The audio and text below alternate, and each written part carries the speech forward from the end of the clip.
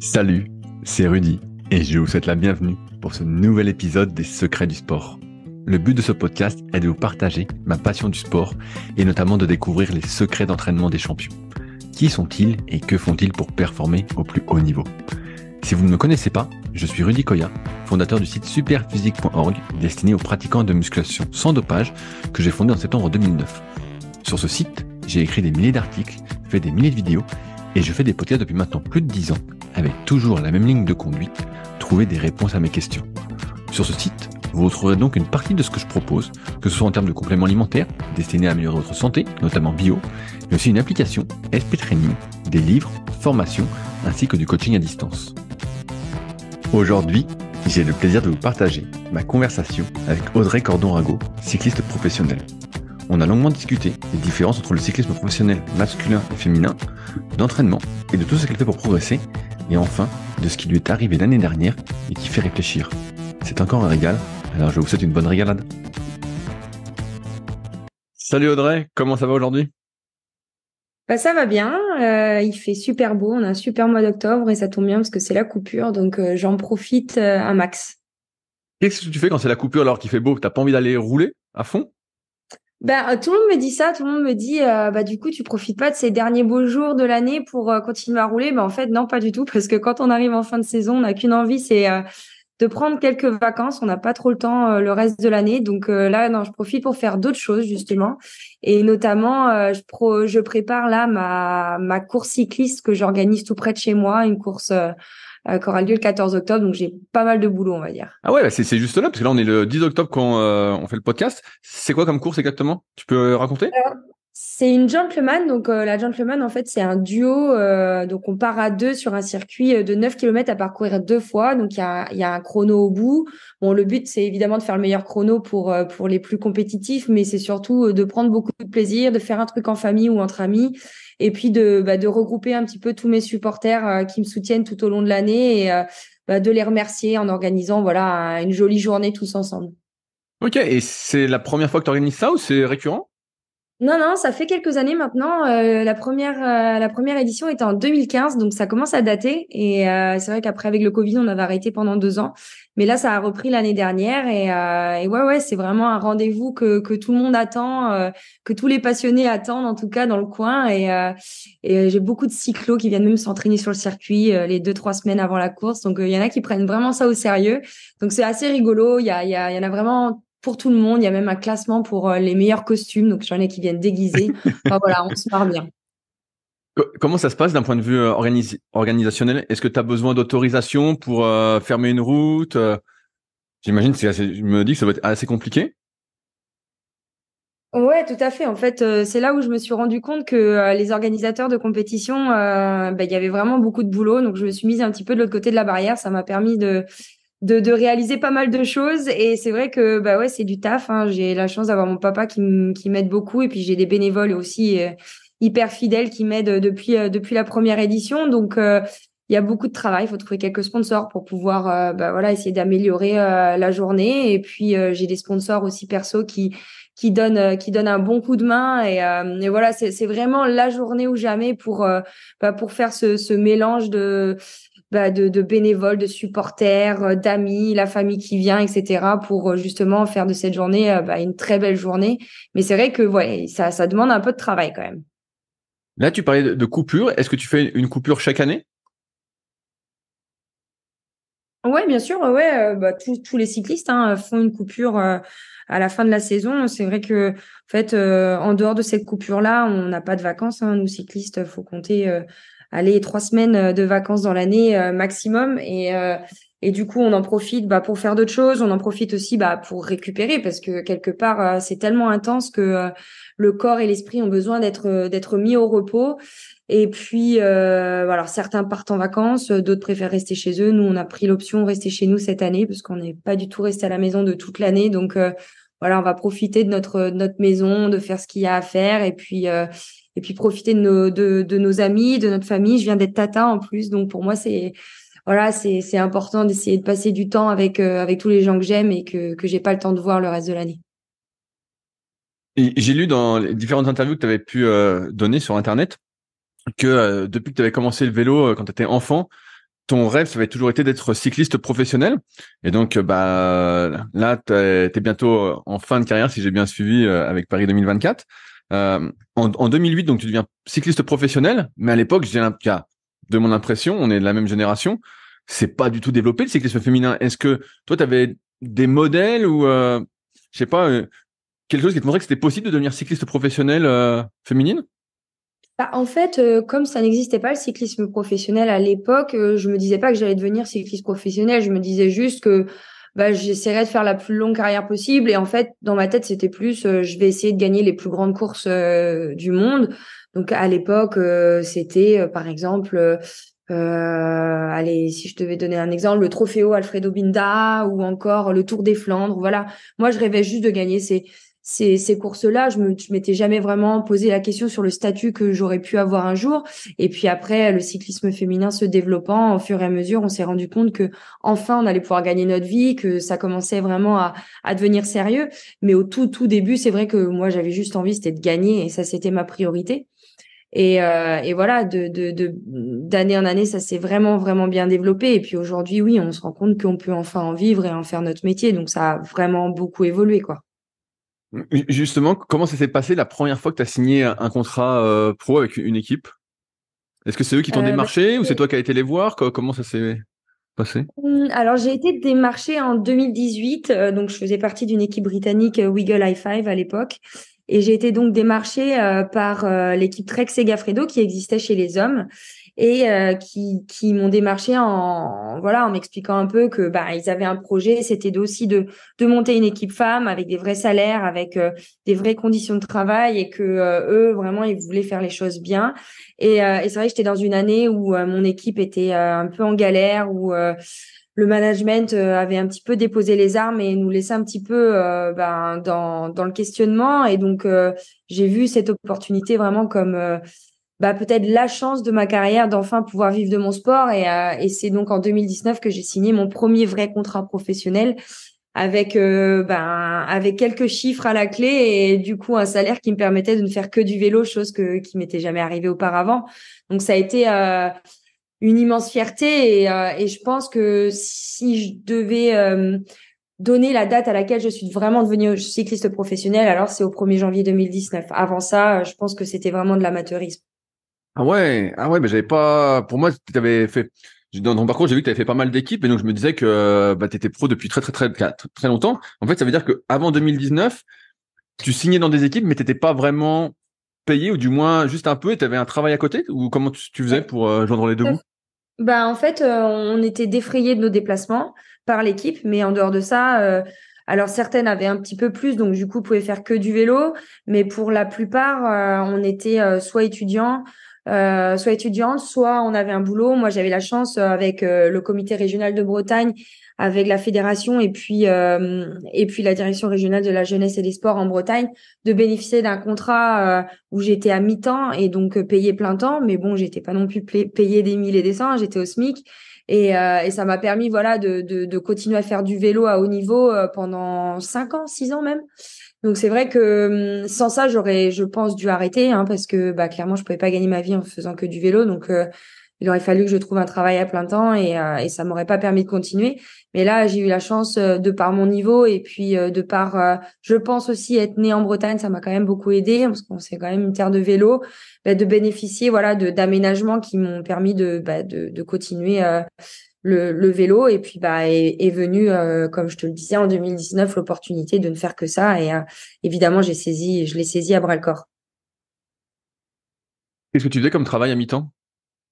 Alors moi je faisais de l'animation sportive, donc j'ai passé mon BPGEPS au Krebs de Poitiers en 2012 et puis ensuite tout de suite je me suis mise à travailler dans l'agglomération où j'habite à Loudéac et du coup je faisais pas mal d'animations sportives, donc beaucoup de sorties vélo avec les écoles, avec des groupes scolaires qui venaient voilà ponctuellement rouler sur la base de sport nature où je bossais. J'ai eu aussi des groupes handicapés. Enfin, j'ai travaillé avec différents publics. J'ai franchement adoré ce que je faisais. C'était vraiment super.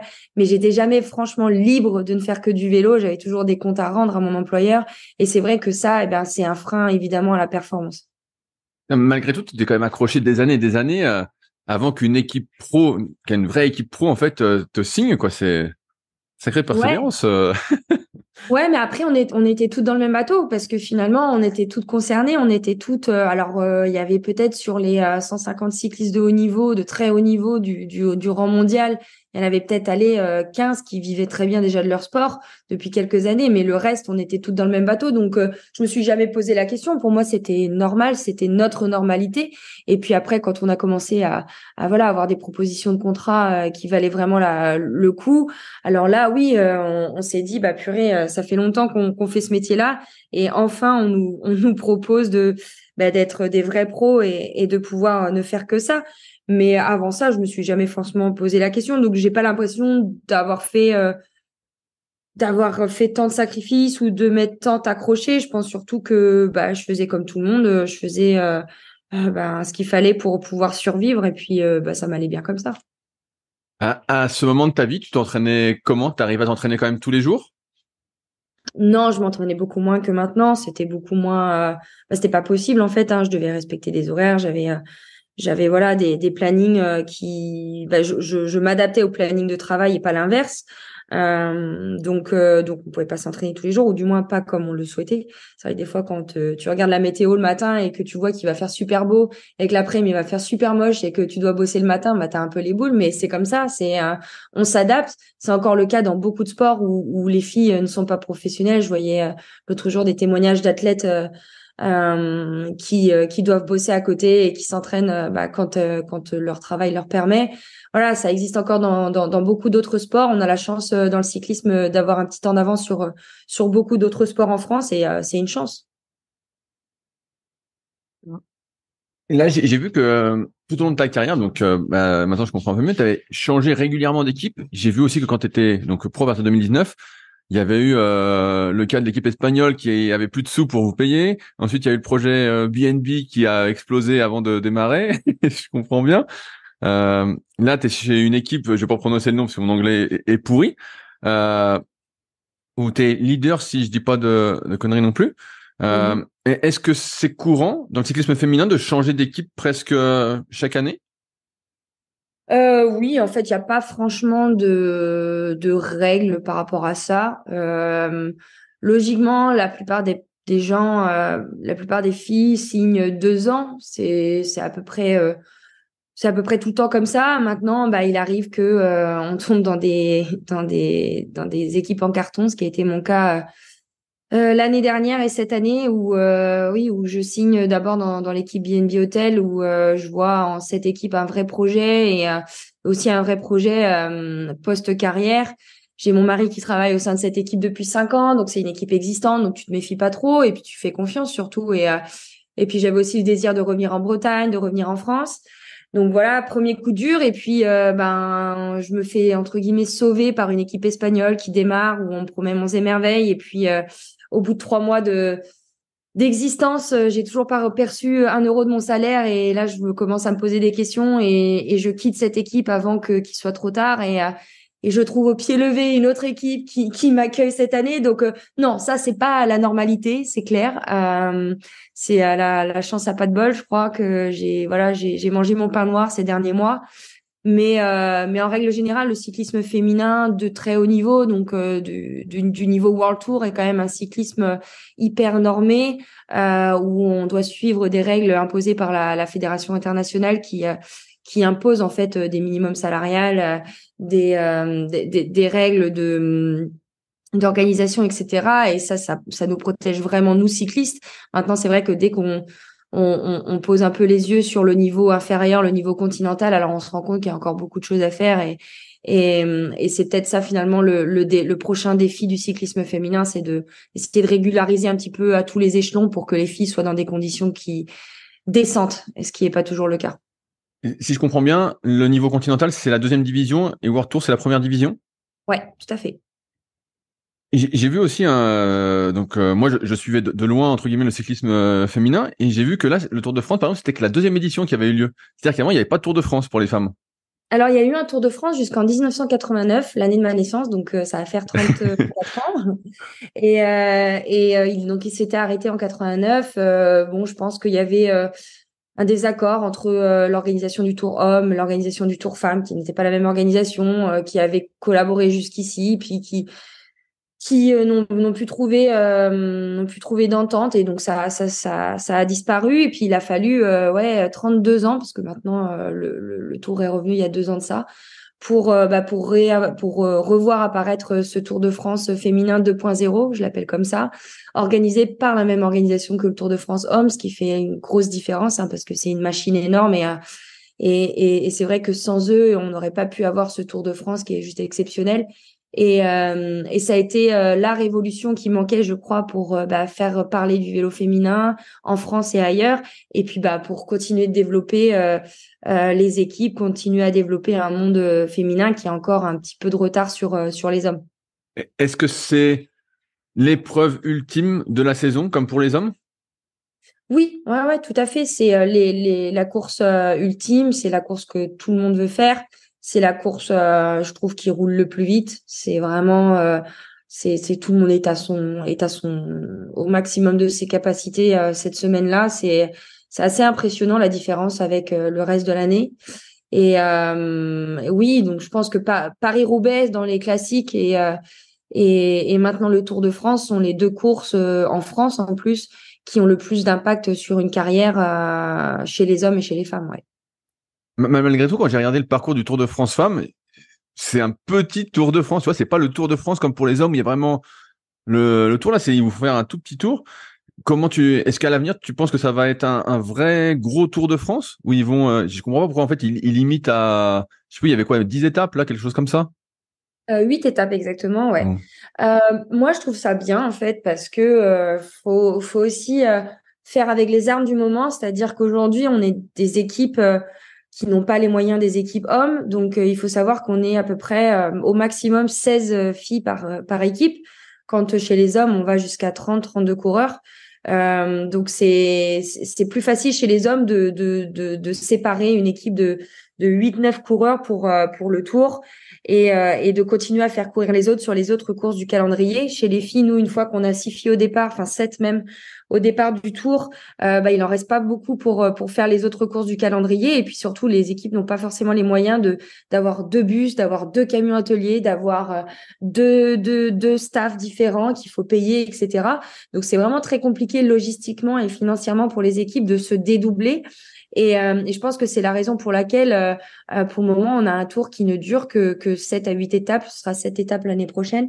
C'est par respect de ces équipes qui veulent vraiment faire focus et bien faire sur ce Tour de France, et qui du coup met entre parenthèses le reste du calendrier pour vraiment se concentrer parce qu'ils peuvent pas faire autrement.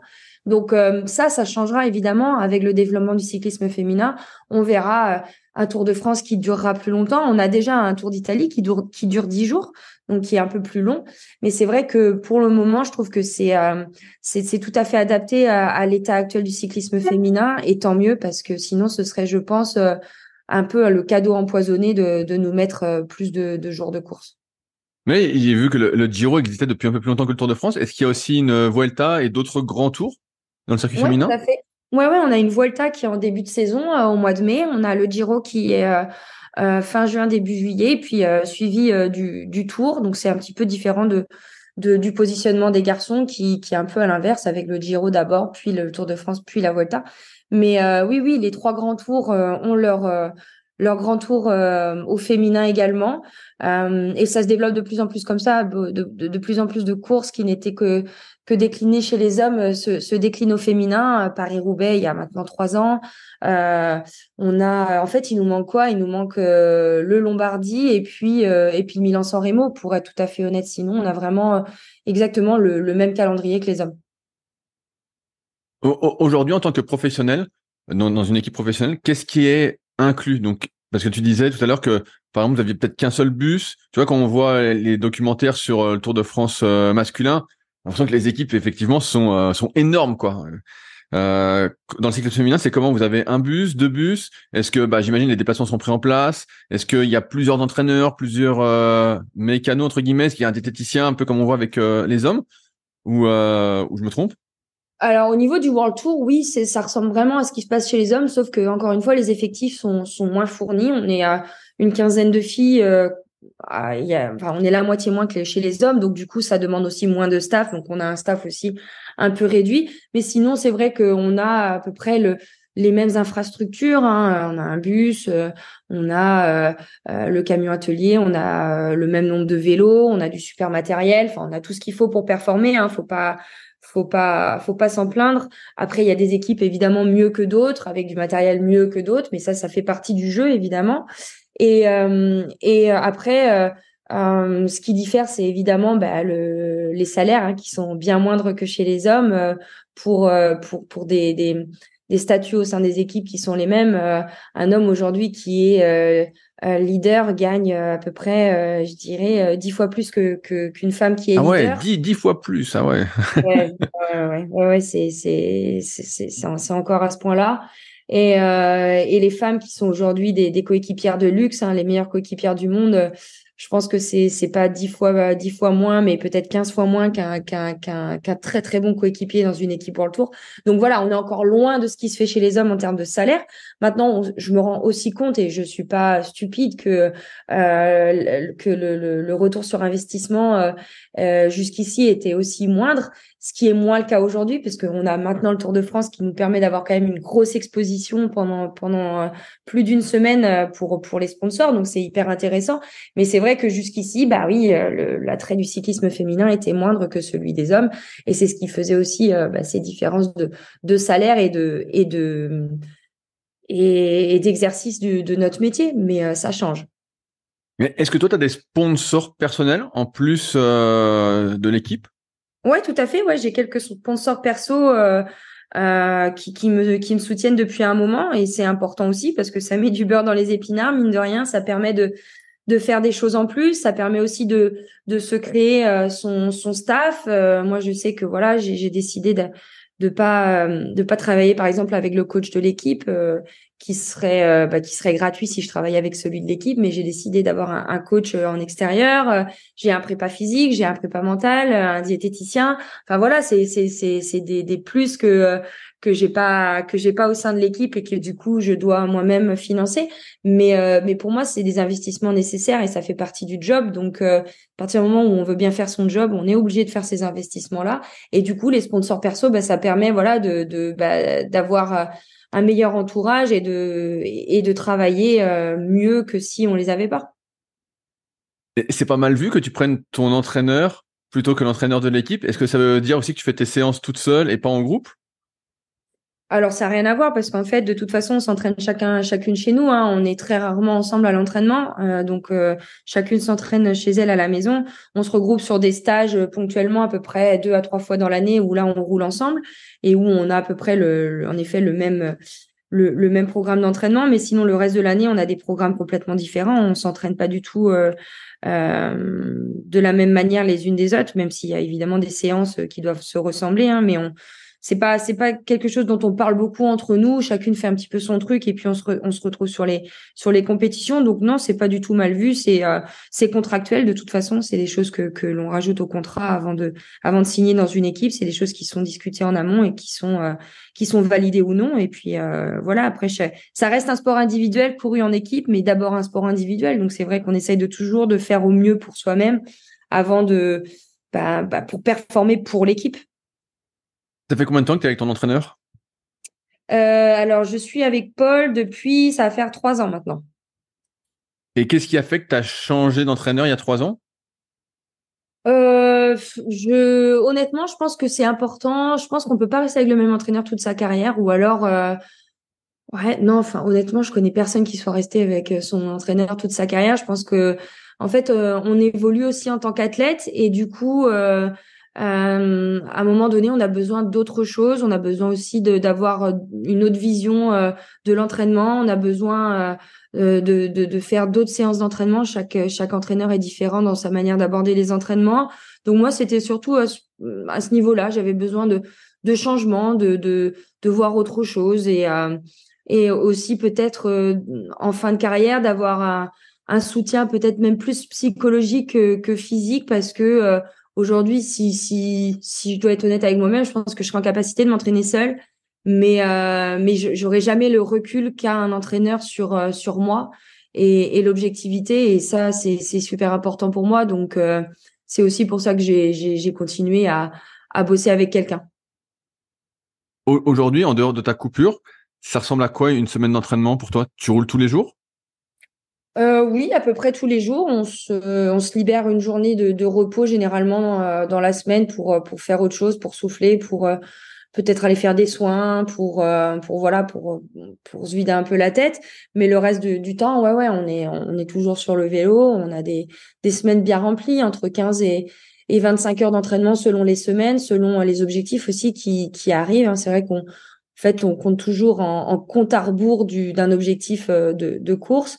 Donc ouais, c'est un métier prenant, mais comme tout métier, de toute façon, on se lève le matin pour partir au boulot. Et la seule différence, c'est que quand on rentre le soir, on coupe pas de son travail puisque on mange, on dort et on vit vélo. Et ça, c'est vrai que c'est aussi pour ça que les carrières peuvent pas durer 50 ans, parce qu'au bout d'un moment, on est fatigué psychologiquement. Il y a une charge mentale qui est absolument destructrice, je trouve, au bout de quelques années, et dont on a besoin de se séparer à un moment donné. Et tu t'entraînes donc toujours toute seule ou presque? Oui, oui, oui, toujours toute seule, avec mon mari quand il est dans le coin, parce qu'il roule beaucoup, donc il arrive encore à me suivre, donc il vient avec moi. Et puis avec un groupe d'amis aussi dans le coin avec qui j'aime beaucoup rouler, ça fait du bien de pouvoir échanger, discuter. Les sorties passent beaucoup plus vite quand on est en groupe, donc c'est vrai que j'aime beaucoup rouler en groupe quand j'en ai l'occasion, ouais. En termes de data, tu sais, aujourd'hui, c'est un peu la mode de suivre plein de data. En cyclisme, de ce que je comprends, c'est beaucoup au watt. Est-ce que toi, c'est comme ça aussi que tu suis, on va dire, tes entraînements avec un Ouais, certain nombre de tout à watts à fait. respecter? Ouais, tout à fait. En fait, ouais, on fait des tests en début de saison et on affine le test après au fur et à mesure de la saison. Mais ouais, on travaille sur les watts. Alors moi, le cardio, un peu moins depuis que j'ai eu mes pépins de santé, j'ai le cardio qui ne fonctionne plus. Je pense que je sais pas, je dois avoir un problème de connexion maintenant avec ce qu'ils m'ont mis sur le cœur, donc ça fonctionne plus trop. Mais du coup, les watts, c'est vraiment le point de repère. Nous cyclistes, des fois c'est même un peu trop parce qu'on a les yeux rivés dessus et on s'écoute un peu moins. Mais c'est super important, voilà, de pouvoir calibrer toutes ces sorties. Ça permet de savoir où on va et c'est un beau point de repère maintenant pour nous les cyclistes, ouais. Qu'est-ce que tu fais comme test en début de saison? Bah, on fait des tests PMA, hein, donc puissance maximale aérobie. On fait des tests. Tu fais un fameux FTP que tout le monde fait sur 20 minutes à Ouais, la voilà, mort? le test FTP, exactement. On fait les tests de lactate, hein, pour voir un petit peu où on en est au niveau de notre endurance. Enfin voilà, il y a plusieurs tests qui sont effectués sur les stages notamment pour voir un petit peu où chacune en est et ce qu'il lui reste à faire avant le début de saison. Ouais. Et est-ce qu'après toutes ces années, tu vois une amélioration dans tes chiffres encore? Oui, ouais, étonnamment, ouais, je suis d'année en année un petit peu plus forte. Je pense que chez les femmes, surtout, c'est assez significatif de voir surtout notre endurance vraiment et notre résistance vraiment s'améliorer au fur et à mesure des années. Après, on perd évidemment un petit peu en punch parce qu'on devient un petit peu plus diesel, mais on continue de le travailler évidemment. Mais c'est vrai que l'endurance et la résistance s'améliorent en vieillissant. Donc ça, c'est plutôt positif. Est-ce que tu sais me donner un chiffre sur 20 minutes ou sur une heure de ce que tu tiens à peu près? Euh, alors ça va vraiment dépendre de la période, mais là, au top de ma forme, sur 20 minutes, je fais à peu près, alors sur le plat, hein, je suis à peu près à 300 watts. Mon record, c'est Ah, c'est 300. énorme! Ah ouais, c'est énorme. Ah Et sur ouais. une heure, on est à peu près à 275 watts sur une heure à peu près. Ah ouais. Et j'ose te demander ton poids pour faire le ratio? 60 kilos. Ah ouais, putain. Ah ouais, tu pousses à fond. Ah ouais, c'est énorme. Après, je suis spécialiste du contre-la-montre, donc Ouais, ouais, c'est c'est ce que j'avais cru voir. qui me vont bien aussi, ouais. Mais ouais, j'avais interviewé Jérôme Coppel, je sais pas si ça te parle, hein, Ouais, bien sûr. ouais, voilà, qui est un bon copain. Et donc lui, il paraît qu'il était à fond contre la montre. Bah ouais, je vois que c'est ton effort. Ah ouais, c'est solide. J'avais eu la chance de partager sa médaille en 2015 sur les championnats du monde. Et c'est vrai que oui, c'était un beau spécialiste du contre-la-montre. Est-ce que l'hiver, t'es beaucoup sur home trainer? Tu sais, il y a une sorte un peu de débat que je peux lire du style, faut pas faire trop de home trainer. Souvent, les gens ils limitent à 1 heure, 1 h 30, pas plus. Est-ce que toi, t'es un peu de ce côté-là ou quand il fait vraiment pourri l'hiver, si t'es pas en stage, est-ce que tu fais beaucoup de home trainer? Ouais, ça m'arrive quand je suis en Bretagne de pas avoir trop le choix en fait. Mais j'ai été assez overdosée du home trainer pendant le confinement parce que j'ai quand même fait 2 mois et demi de home trainer tous les jours, 3 heures par jour. Donc, je faisais du bi-quotidien, 1 heure et demie, 1 heure et demie. Ça a été vraiment la période la plus longue de ma vie, je crois, en termes d'entraînement. C'était vraiment l'enfer. Par contre, ce que je peux dire, c'est que j'en suis ressortie très forte en fait. Alors, ça m'a pas cramé. J'en suis ressortie super forte mentalement et physiquement. Mais faut avouer que c'est pas hyper plaisant, hein. Heureusement, on était sur Swift à bloc à l'époque et ça nous a permis ouais, voilà, de faire passer le temps un peu plus vite. Mais c'est vrai que c'est pas un outil que j'aime utiliser, mais on n'a pas le choix. Donc, ouais, je l'utilise de temps en temps. Après, dès qu'il faut s'échauffer pour un chrono, par exemple, c'est vraiment l'outil indispensable. Et est-ce que tu pratiques un peu l'entraînement croisé, du style de faire d'autres sports? Tu sais qu'il y en a, par exemple, qui font du ski de fond l'hiver, il y en a qui font un peu de course à pied. Est-ce que c'est des trucs que tu fais? Ouais, bien sûr. Ouais. Moi, j'aime vraiment faire d'autres choses. J'adore la course à pied. Je fais des 10 bornes l'hiver souvent. J'aime vraiment courir. Après, je fais pas mal de VTT, de cyclocross aussi. Je change de discipline du vélo. Cet hiver, je vais sûrement me remettre à la piste puisque à Loudéac, près de chez moi, on vient d'ouvrir un vélodrome couvert en Bretagne. Donc, c'est vraiment à 15 minutes de la maison. Donc, c'est le top. On va pouvoir aller rouler sur le vélodrome. Et puis, je fais pas mal de prépa physique, hein. Ça a vraiment été intégré à mon quotidien, là, notamment cette année, cette saison. Ça m'a fait énormément de bien. Donc, je continuerai à bosser là-dessus l'année prochaine. Et ouais, ça permet de faire autre chose et pas de faire que du vélo. Et je pense que c'est important pour le mental aussi. Souvent, on dit que les coureurs cyclistes ont du mal à courir, du moins ils n'ont pas les performances qu'on pourrait s'attendre en course à pied. Tu fais quoi, 10 kilomètres? Mon record, c'est 42 minutes au 10 km. Donc, c'est pas trop mauvais. C'est pas Mais super, mais c'est pas ouais, trop. ouais, on pourrait s'attendre. J'ai pas la technique de course. Je pense que je serais sûrement meilleure sur du trail où la technique de course est un petit peu moins prédominante. Mais là, pour le moment, j'ai fait que de la route et c'est vrai que je suis pas exceptionnelle, mais ça va, ça Ça se va, non, maintient, ça va, quoi. ça va. Par contre, là, je peux plus marcher. Parce que t'as des courbatures où? Au mollet Ah ou aux ouais, ischios? dans les jambes partout, c'est l'horreur. C'est l'horreur. Tu parles de prépa physique. Pareil, il y en a pas mal, j'ai l'impression, ils font pas trop de préparation physique en cyclisme sur route. C'est quoi, toi, la préparation physique pour toi? Moi, la prépa physique, c'est vraiment essayer de développer des aptitudes qui me font défaut, hein, et de continuer d'améliorer les aptitudes qui sont mes qualités. Donc là, en l'occurrence, tout ce qui est sprint, punch, etc., je le travaille vraiment parce que ça a été mes qualités quand j'étais jeune et après avoir passé quelques années à rouler devant le peloton en mode diesel, je les avais un peu perdues, mais elles sont toujours là. Il faut juste les réveiller un peu. Donc ça, c'est un truc que je bosse vachement avec pas mal de sauts, pas mal de pliométrie.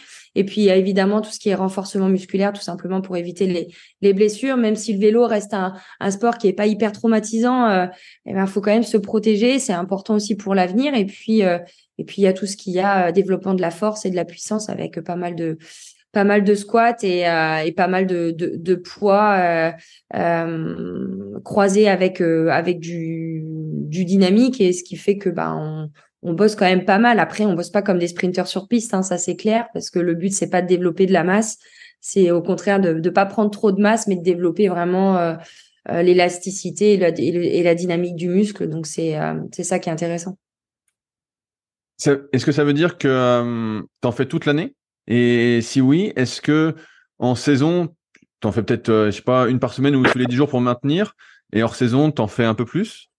Ouais, tout à fait. Ouais, ouais, c'est en fonction des objectifs, en fonction des compétitions, en fonction du temps que je reste à la maison. Quand je pars en stage, je vais peut-être en faire 2 fois dans la semaine. Quand je suis entre deux courses, je vais faire une séance. Enfin voilà, ça dépend vraiment du planning. Ouais, c'est intéressant. Et ça, c'est pareil, c'est ton entraîneur qui gère ta préparation physique ou c'est un préparateur physique à part? Un prépa physique, ouais. Ok. Et En est-ce que collaboration, évidemment.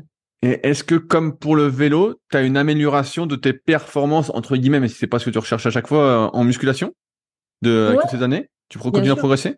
Bien sûr, ouais, bien sûr. Après, on perd un peu dès qu'on arrête. Là, 3 semaines de coupure, évidemment, on perd un peu. Donc, à la reprise, on va y aller tranquille, hein. On va pas être sur nos max d'entrée de jeu.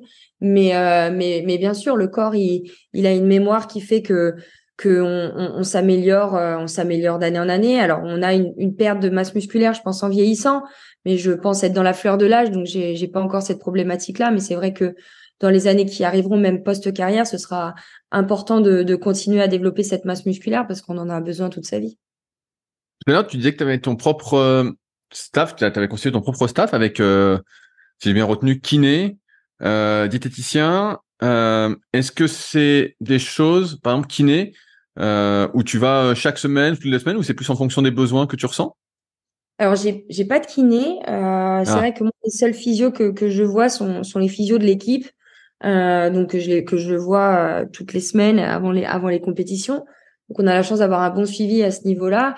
Et puis après, moi, je suis vraiment adepte de l'ostéo. Donc, j'ai ah vraiment ouais. un ostéo que je vais voir très souvent et c'est hyper important pour moi de me remettre en ligne et de travailler sur le diaphragme parce que on est sur un sport où on est très renfermé sur nous en fait. On a une position sur le vélo qui vous renferme et qui vous comprime un petit peu. Donc c'est important d'aller vraiment travailler là-dessus et sur le stress, sur les appréhensions, etc. C'est vraiment un travail que je fais très souvent avec l'ostéo.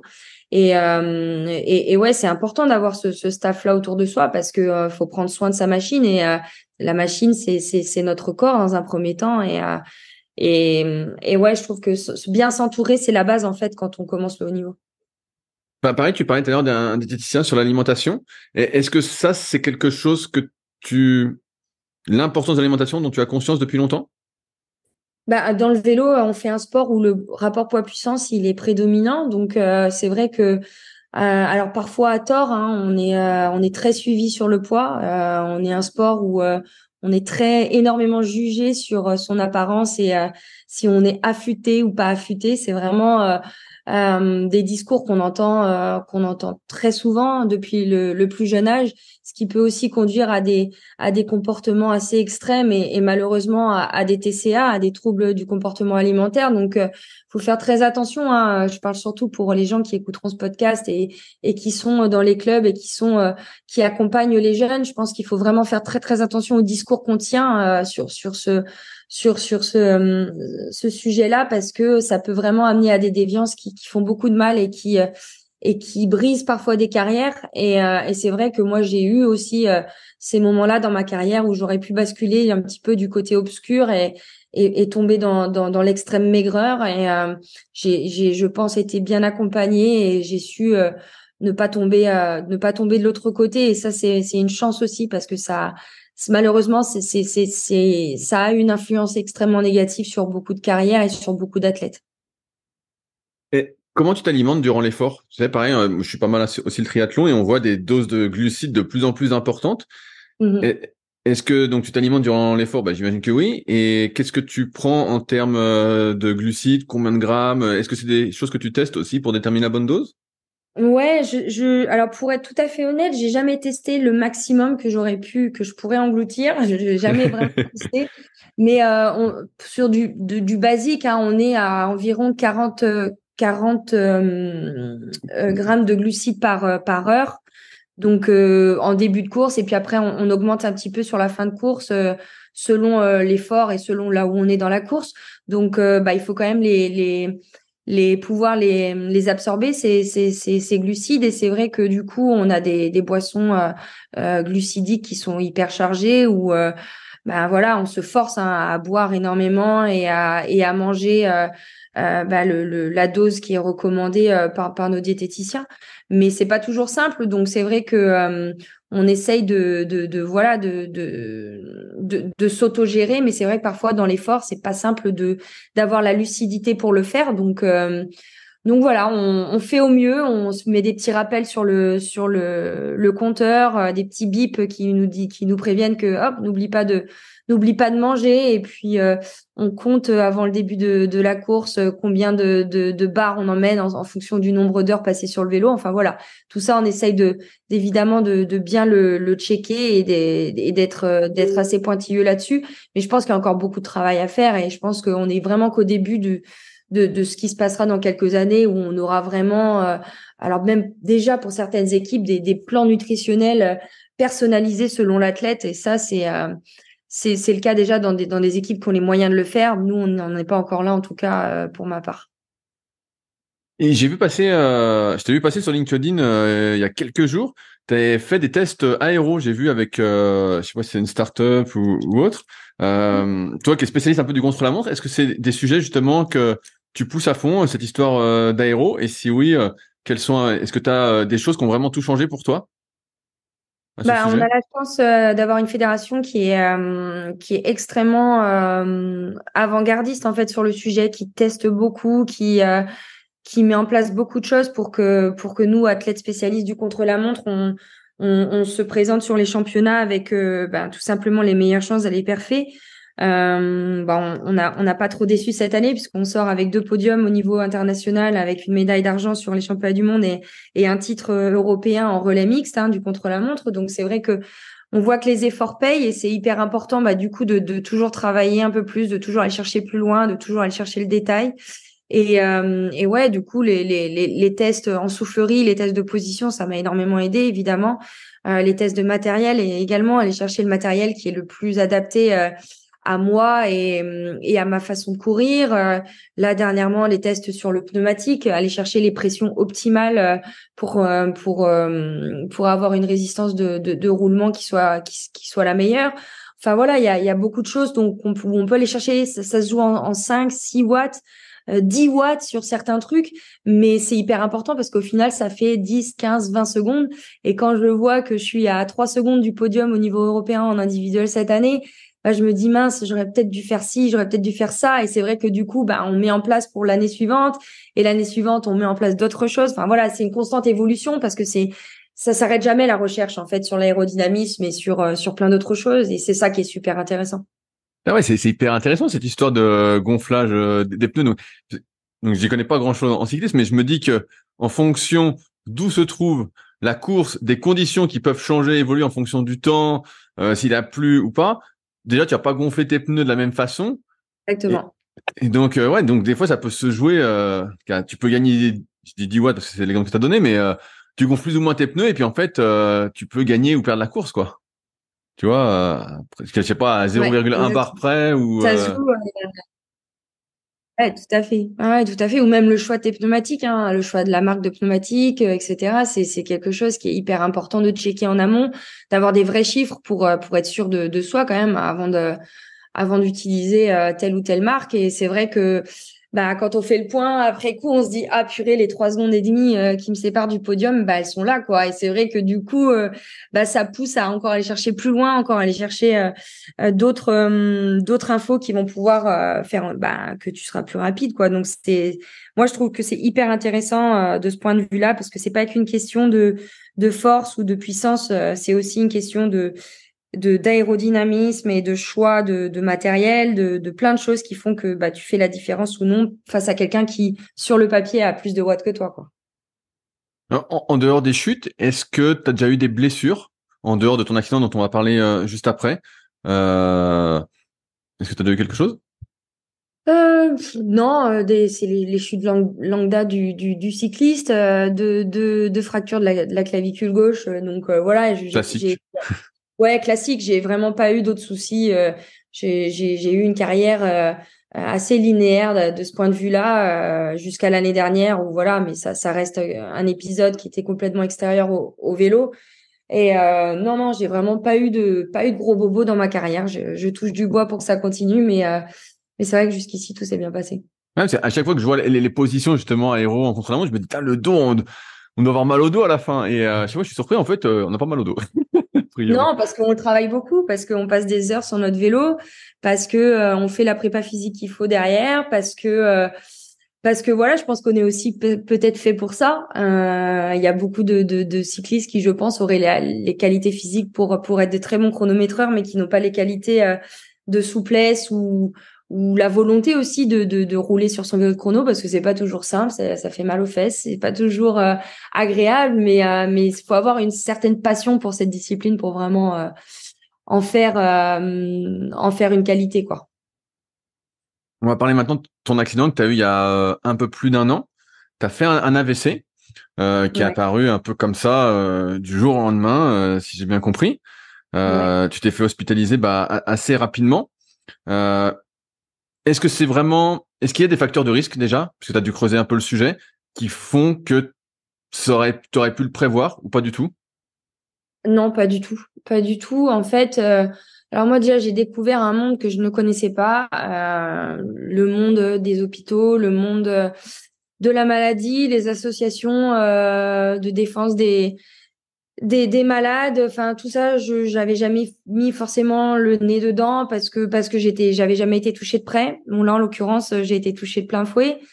Et c'était une pathologie, donc une anomalie cardiaque alors tout le monde m'a dit mais t'as des checks cardiaques tous les ans et on n'a pas vu ça. Bah non, on n'a pas vu ça. Donc c'était vraiment en aucun cas prévisible. C'est la chance à pas de bol. Et voilà, c'est arrivé, je pense heureusement à l'âge de 33 ans parce que je pense que sans ça, si ça vous arrive plus tard, vous en remettez pas de la même manière. Donc j'ai eu beaucoup de chance. Et c'était, oui, c'est une pathologie qui est très courante en fait, puisque c'est une communication intra-auriculaire, donc entre les deux oreillettes du cœur, où le caillot finalement est passé par cette communication et puis est remonté là-haut dans le cerveau, pas de bol quoi. Mais ça s'est réglé en une opération qui a duré 2 heures et demie en anesthésie locale, donc vraiment rien du Ah tout. ouais, Donc là, anesthésie locale? ouais, tout à fait. Ouais, Ah ouais. j'ai assisté à mon opération du cœur. C'était assez marrant et assez flippant en même temps. Et mais voilà, on se dit qu'on aurait pu mourir de ça, alors que c'est franchement, enfin, c'est rien quoi entre guillemets. Et donc ça m'a fait découvrir encore une fois, ouais, un autre monde où je me suis un petit peu renseignée quand même sur cet AVC et chez les femmes, c'est quand même la première cause de mortalité chez les femmes de moins de 40 ans en France. Donc ça fait peur parce que on pense au cancer du sein, on pense aux différents cancers, mais l'AVC on en entend très très peu parler. Et finalement c'est la première cause de mortalité chez les femmes de moins de 40 ans encore une fois. Et je pense que si on en parlait plus, alors je pense qu'il y aurait moins de mortalité parce que on a beaucoup de femmes qui font des petits AVC comme moi j'ai fait, qui s'en rendent peu ou pas compte. D'ailleurs, moi, quand je me suis présentée aux urgences l'après-midi de mon AVC, on n'a même pas décelé tout de suite l'AVC. J'ai dû faire un IRM 2 jours plus tard où là, on a vu cet AVC-là. Donc, j'imagine que il y a beaucoup de femmes qui vont aux urgences et puis qui rentrent chez elles parce qu'on leur dit, bah non, tout va bien, vous avez juste fait un petit malaise vagal et puis 15 jours plus tard, elles font le vrai AVC où là, il y a des complications et des conséquences beaucoup plus graves. Donc, je pense que s'il y avait un peu plus de prévention à ce niveau-là, si les femmes s'écoutaient plus, si les femmes prenaient plus souvent soin d'elles plutôt que de prendre soin de leur famille et des autres, je pense qu'il y aurait moins de décès et il y aurait moins de soucis.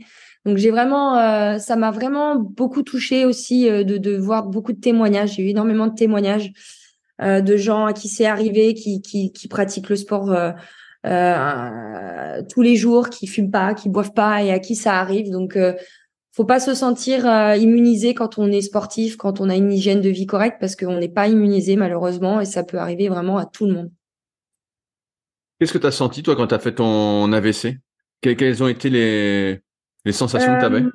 J'ai fait un malaise en fait. Je me sentais pas bien, je me sentais comme un lendemain de fête. Je me sentais un peu délirante, des nausées, mais pas de paralysie. J'avais un peu de fourmis dans les pieds, ce qui peut sembler complètement bizarre, mais pas de paralysie faciale ou quoi que ce soit. Pas les symptômes que l'on entend à la télévision, qui sont des symptômes finalement que l'on retrouve beaucoup chez les hommes. Et il faut se dire que les symptômes de l'AVC sont pas toujours celles dont on a entendu parler, souvent de la paralysie faciale, du problème de langage, etc. Moi, j'ai pas eu ces soucis-là. Je me sentais juste pas bien, quoi. Et du coup, quand j'ai expliqué mes symptômes aux médecins urgentistes, ils ont jamais parlé d'AVC, sauf que moi, en fait, je le sentais au fond de moi que c'était un AVC. Et quand je suis ressortie de l'hôpital le jour même, j'ai dit à mon mari, j'ai eu l'impression de faire un AVC. Et 2 jours plus tard, on m'annonce que j'ai fait un AVC. Donc, je pense qu'il faut se faire confiance et je pense que il faut s'écouter parfois, même si on nous répète et on nous rabâche que les urgences sont bondées, que les lits d'hôpitaux manquent, que ceci, que cela. Ça vaut le coup de rester attendre 5, 6 heures, 7 heures dans une salle d'attente des urgences parce qu'il faut s'écouter, parce que si on se sent pas bien et qu'on sent qu'il y a quelque chose qui va pas, ça peut être ça peut être grave et il faudrait pas passer à côté de ça pour 15 jours plus tard y rester. Et ça, c'est un message hyper important à faire passer, c'est que les femmes, on ne s'écoute pas assez et c'est hyper important de parfois penser à soi et de s'écouter un petit peu plus.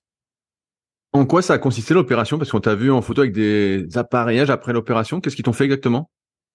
Ils ont bouché la petite communication, le petit trou qu'il y avait entre mes 2 oreillettes et on est venu le boucher avec un petit morceau de plastique avec une petite valve et puis voilà, c'est tout. Ok, et donc aujourd'hui, t'as pas de séquelles? Pas de séquelles, en tout cas pas de séquelles dont je me rende compte. Il y en a peut-être, mais je m'en suis pas encore rendu compte. En tout cas, j'ai retrouvé 100% de mes moyens physiques et intellectuels. Ouais, Mais, tout va mais bien. quand tu mets la ceinture cardio, t'as pas tes pulses. Mais voilà, exactement. Ça, je pense qu'il y a un souci. À mon avis, il y a un souci à ce niveau-là. Peut-être que j'ai des petites interférences avec la petite antenne qu'ils m'ont mis dans le trou dans le trou du cœur. Mais voilà, c'est pas très grave, hein. Je m'y suis faite. Et t'as quand même tes pulsations au repos, ou vraiment c'est compliqué d'avoir des chiffres? Si, j'ai une montre qui me permet d'avoir tous ces éléments-là, mais finalement, s'il y a que ça, c'est pas très grave, hein. Et qu'est-ce que ça change pour toi aujourd'hui d'avoir fait cet AVC? Moi, ça m'a remis déjà les pieds sur terre un bon coup. Quand on est athlète de haut niveau, qu'on a l'attention autour de soi, qu'on est choyé, qu'on a tout, hein. Je me sens très chanceuse d'être dans la position dans laquelle je suis. Des fois, on oublie un petit peu d'où on vient et même si j'avais pas l'impression d'avoir oublié d'où je venais, mais je pense que là, ça te remet vraiment les pieds sur terre. Ça te remet les idées en place de te dire profite cocotte de ce qui t'arrive, profite de chaque instant, profite de ta famille, de tes amis parce que ça peut s'arrêter demain. Ça vous fait réaliser beaucoup de choses et puis ça vous met un petit coup de fouet, ça vous donne envie de croquer la vie à pleines dents, ça décuple l'abnégation que vous aviez déjà et la résilience. Et surtout, vous êtes plus motivé que jamais, je crois, à revenir à performer. T'es plutôt bien revenu, a priori, de ce que Ouais, j'ai vu. ouais. Je suis plutôt très bien revenue, ouais. Je m'attendais pas à ça, mais c'est vrai que j'ai fait une très belle saison. Et j'ai pu lire que ton objectif, c'était les JO de Paris 2024 et qu'après, tu prendrais ta retraite. Est-ce que c'est toujours le cas? Ouais, tout à fait. Ouais, j'ai vraiment envie de faire une très très belle dernière saison avec l'objectif d'être sélectionnée aux Jeux Olympiques. Ça, c'est vraiment le gros objectif de l'année. Et puis il y aura d'autres beaux rendez-vous hein, avec le Tour de France, évidemment, Paris-Roubaix. Voilà, c'est des courses qui me tiennent à cœur. Les championnats d'Europe, les championnats du monde, où on a une équipe de France qui d'année en année grandit et qui devient de plus en plus performante. Donc voilà, j'aurai à cœur d'aller aider les collègues sur ces grands rendez-vous-là. Et puis finir tranquillement sur la Cordon Rago 2024 avec tous mes amis, mes supporters autour de moi, et puis on raccrochera le vélo à ce moment-là. Je te pose une question à la con, mais est-ce que tu penses qu'une médaille ou le titre est possible à Paris pour toi sur le Bien contre-la-montre? sûr, bien sûr. Alors en contre-la-montre, je pense faut être tout à fait honnête. Il y a encore un gap avec les 3-4 meilleurs mondiaux. Je pense qu'un top 5, ce serait vraiment un très bon résultat. Maintenant, le podium, à moins de partir sous le sec et toutes les autres sous la pluie, je pense que ce sera compliqué à aller chercher. Faut être tout à fait honnête. Mais en tout cas, on aura des beaux rendez-vous en contre-la-montre avec l'équipe de France et notamment le chrono mixte hein, sur lequel on a été titré au championnat d'Europe et qui a été vraiment un grand moment de ma carrière encore une fois et assez récemment. Et donc on aura des belles choses à faire en contre-la-montre mixte et puis en individuel aussi sur ces rendez-vous-là. Après les Jeux, voilà, je suis complètement lucide sur le fait que ce sera compliqué d'aller chercher les 3 premières marches du podium. Par contre, c'est vrai que sur la course en ligne, on a vraiment des chances avec notre équipe de France d'aller chercher un super résultat. Et je pense que l'équipe de France qui sera au départ des Jeux sur la route sera une équipe de France avec le couteau entre les dents, bien décidée à aller chercher une médaille, c'est clair. Tu prévois donc ta retraite après les Jeux de Paris 2024 pour faire quoi après? Alors, pas après les Jeux, mais après la saison 2024. Ouais, après la saison, pardon. Les Jeux, c'est pas une finalité, hein. Les Jeux, ce sera un objectif de ma saison 2024. Et puis, la fin de saison de 2024 sera la fin. Mais ouais, c'est comme ça que je vois, en tout cas, l'année prochaine. Et après cette fin de saison 2024, en fait, c'est ça ma question, c'est qu'est-ce que tu veux faire? T'as un plan pour la suite? Eh ben, on verra. Je fais confiance à l'avenir, je fais confiance au destin. On est dans un monde où le cyclisme féminin est en perpétuelle évolution, où ça va continuer de se développer. Je pense être là au bon moment. Autant en tant qu'athlète, je pense avoir commencé le vélo un peu trop tôt et pas avoir bénéficié malheureusement trop longtemps de la réelle évolution que l'on voit maintenant, mais sans regret. Mais par contre, de l'autre côté de la barrière, je pense que je suis vraiment dans la bonne... je suis là au bon moment pour continuer à aider à développer ce sport que j'aime profondément. Et du coup, je sais qu'il y aura des portes qui s'ouvriront et je saurai saisir les opportunités. La télévision, ça me plaît déjà beaucoup. Je fais quelques apparitions sur Eurosport et ça me plaît énormément. Donc, j'espère pouvoir continuer dans un premier temps en commentant du sport féminin et du sport masculin aussi parce que j'aime les deux. Et puis, on verra après ce qu'il m'est donné de faire dans ce monde-là. Oui, c'est ce que je ressentais dans tes paroles. Tu avais l'air très impliqué justement dans le développement du cyclisme féminin. Et donc, on verra ce qui se passe, mais c'est ce que je pressens en tout cas aussi pour toi sur la suite. J'arrive au bout de mes questions. Audrey, est-ce que toi, il y a des sujets que tu voulais aborder qu'on n'a pas abordés, qui te tiennent à cœur? Je crois qu'on a fait quand même pas mal le tour. Je crois qu'on a parlé de beaucoup de choses. Il y a beaucoup de messages qui sont importants de faire passer. Et encore une fois, l'importance du sport santé. Le vélo, c'est vraiment accessible à tous. Faut pas se mettre de barrière à ce niveau-là. Faut pas hésiter à enfourcher son vélo. Aujourd'hui, il y a beaucoup de villes qui font beaucoup d'efforts sur le déplacement en vélo, sur les moyens de locomotion à vélo qui nous font des super pistes cyclables, etc. Donc le vélo taf, ça marche, le vélo plaisir, ça marche, le vélo avec ses enfants, ça marche. Et il faut pas hésiter à s'y mettre. Et puis j'invite tout le monde à suivre le vélo féminin parce qu'on est une discipline à part, parce que on est une discipline certes jeune mais qui est pleine d'avenir, qui est pleine de suspense. Si vous vous ennuyez devant une étape de 250 km chez les hommes, vous vous ennuierez pas devant une étape de 150 km chez les femmes. Donc voilà, j'invite vraiment tout le monde à venir nous soutenir et puis à découvrir le vélo féminin qui est vraiment une discipline à part et une discipline magnifique. S'il y a des gens qui nous écoutent qui veulent te suivre un peu plus, j'ai vu que tu étais assez actif sur Instagram. Est-ce que c'est le lieu principal où on peut te suivre? Ouais, sur Insta, sur Twitter, sur Facebook, vous êtes les bienvenus sur mes pages pour suivre mon quotidien. J'essaye de partager un maximum les galères comme les jours un peu plus joyeux. Je pense que c'est hyper important juste d'être soi-même, d'être la personne que je suis. Je triche pas. Je dis les choses telles qu'elles doivent être dites et sans filtre et je pense que c'est aussi pour ça qu'on m'aime ou qu'on me déteste. Donc voilà, j'invite vraiment tout le monde à me suivre et puis à me faire part de leurs commentaires, de ce qu'ils pensent et à me donner aussi leurs témoignages pour ceux qui ont besoin de s'exprimer. Je réponds toujours à mes messages sur les réseaux sociaux et je mets un point d'honneur à le faire, donc n'hésitez pas. Je tiens à dire que c'est vrai parce que j'ai envoyé un message et je me disais peut-être que tu vas pas me répondre et tu m'as répondu assez vite. Donc, voilà, je suis assez réactive. Et bah super. Et bah merci Audrey de ton temps. J'ai eu Merci à toi. toutes les réponses à mes questions. C'était très intéressant. C'est super. Et puis De toute façon, je suis sur Instagram de toute façon, donc je vais suivre la suite avec intérêt. N'hésite pas à m'envoyer tout ça une fois que ce sera monté. En tout cas, je serais ravie de le partager avec mes suiveurs. Bah ouais, j'espère. Mais en tout cas, c'était cool. Hein. Je pensais pas. Toi, je fais un petit bilan que tu étais si forte en fait. Ouais, c'est vraiment. performance énorme. 15 à 25 heures, bah, finalement, tu t'entraînes comme les hommes, quoi. Vraiment, tu t'entraînes à fond. Ouais, c'est à peu près ça. C'est à peu près entre 20 et 25 000 kilomètres à l'année. Donc, ça commence à faire un peu. Ouais. Et puis, t'es pro dans tout ce que tu fais. Tu vois, la préparation physique, pareil, c'est quelque chose souvent qui est pas fait. On dit pas voilà pour les sports de trait, endurance. Alors après, toi, t'es plus contre la montre, mais quand même, sport d'endurance, bah, la prépa physique est souvent sautée. Il y a un peu le débat, est-ce qu'il faut en faire ou pas. On voit que t'es très pro là-dessus aussi. L'ostéo, Mm. l'alimentation, bref.